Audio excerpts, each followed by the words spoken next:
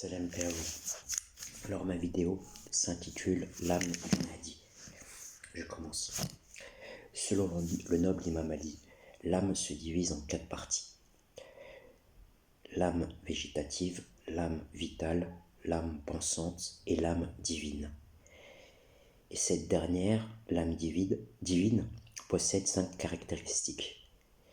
Elle survit à l'anéantissement, elle possède le bien-être dans l'épreuve et la misère, la puissance dans l'abaissement, la richesse dans la pauvreté. C'est elle qui a son origine à Dieu, et c'est elle qui retourne à Dieu.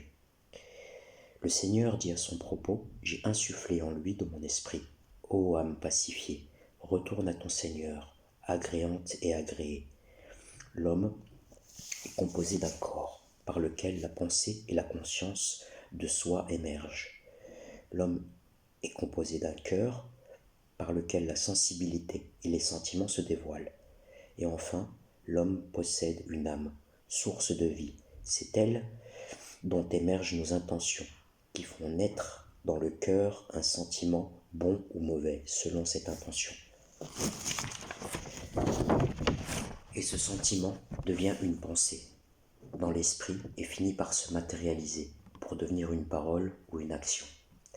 Le jour de la résurrection, les bonnes et mauvaises actions contenues dans le cœur seront pesées et les âmes jugées. Ainsi, l'âme reçoit la récompense ou le châtiment de ce que son cœur a porté. Le corps et le cœur sont soumis aux lois matérielles et aux lois physiques du monde. Ils ne peuvent s'extraire du monde physique ou s'extraire aux lois physiques. Le cœur est figé à l'intérieur d'un corps. Il ne peut s'en séparer sans donner la mort du corps.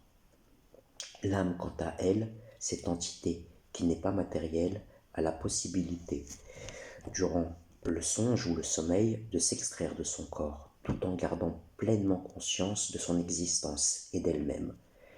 Lorsque l'âme est à l'intérieur du corps, le cœur est pour elle un œil par lequel l'âme perçoit et ressent l'existence d'une réalité parallèle.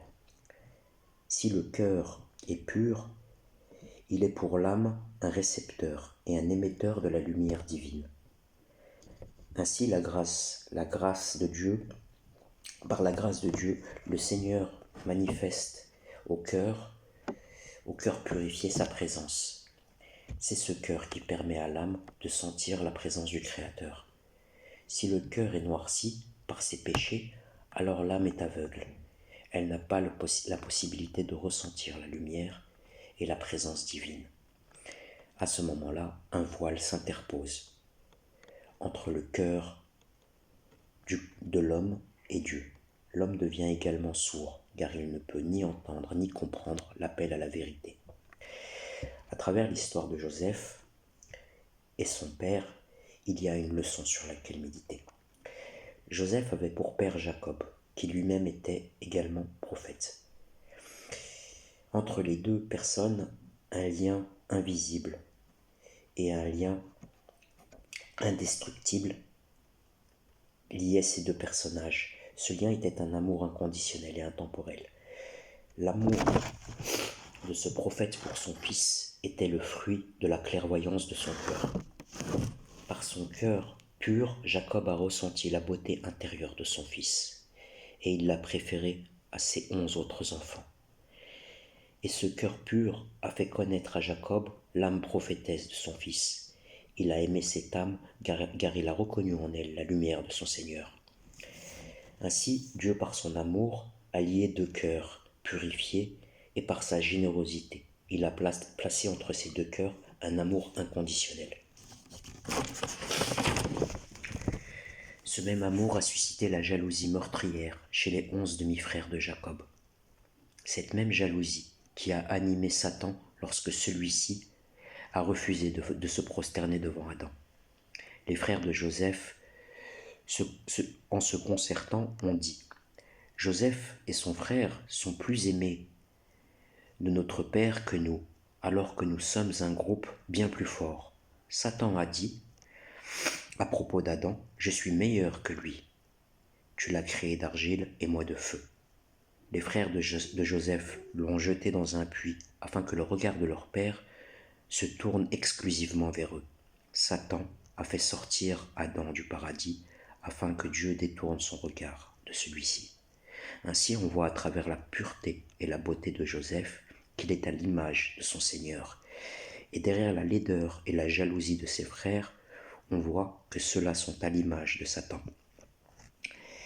À présent, je vais parler de l'âme du Mahdi. L'âme du Mahdi est l'âme qui détient la connaissance et la ressemblance de son Seigneur. L'âme à qui Dieu donne une part de toute chose. Et dans son immense générosité, le Seigneur a vêtu cette âme des meilleurs ornements. Et qu'est-ce que les meilleurs ornements, si ce n'est les attributs de Dieu? Notre Seigneur ne détient-il pas les plus beaux noms? Ainsi cette âme distinguée et choisie, car elle a plu à Dieu par sa proximité et sa ressemblance.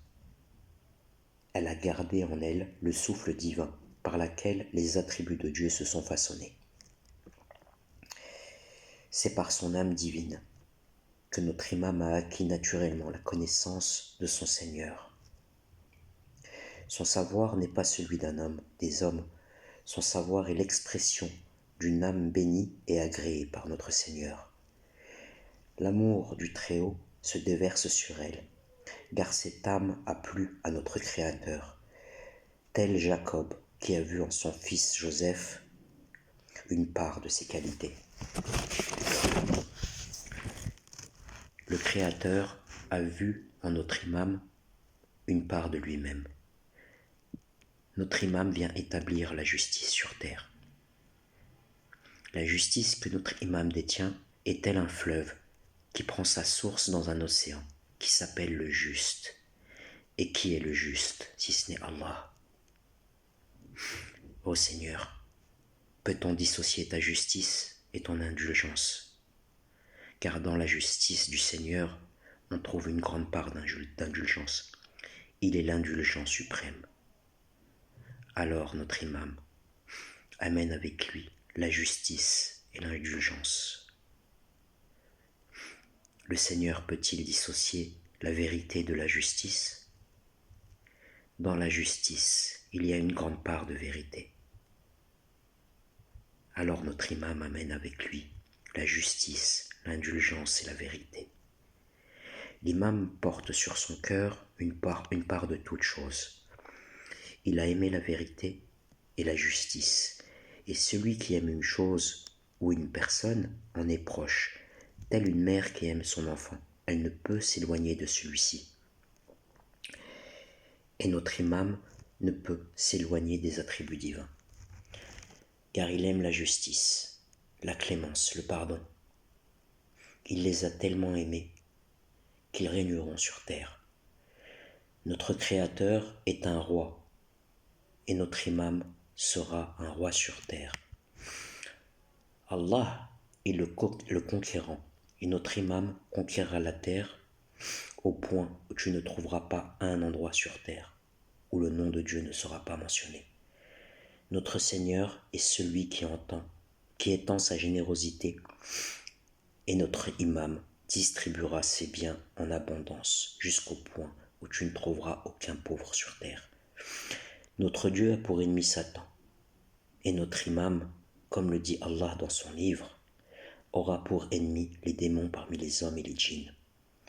Maudits soient tes ennemis, maudit soit le regard de l'ami qui se détourne de toi, maudit ceux qui complotent contre toi. Moi, je parle en ton nom, et toi, tu parleras au nom de Dieu. Moi, je te glorifie, et toi, tu glorifieras Dieu. Moi, je t'aime en Allah, et en t'aimant, je rends grâce à Dieu, car il y a en toi une part de Dieu. Que la paix soit sur ton âme, prince des croyants. Assalamu alaikum.